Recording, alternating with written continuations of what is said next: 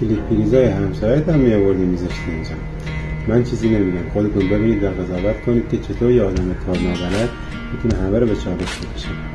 این کلید که مشاهده میکنید کلیدهای ورودی، آشپزخانه، پذیرایی و بالکن همه به صورت دست جمعی در پذیرایی جانمایی شدن.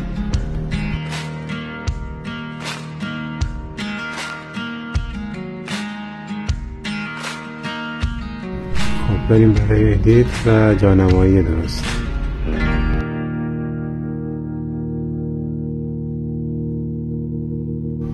برای تعویض مسیر سیمان ناچار روشنایی‌ها رو باز کنیم.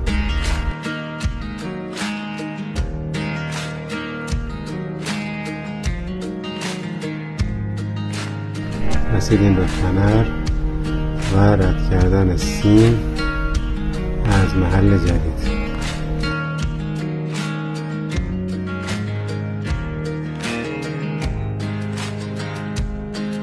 یه تست بگیریم.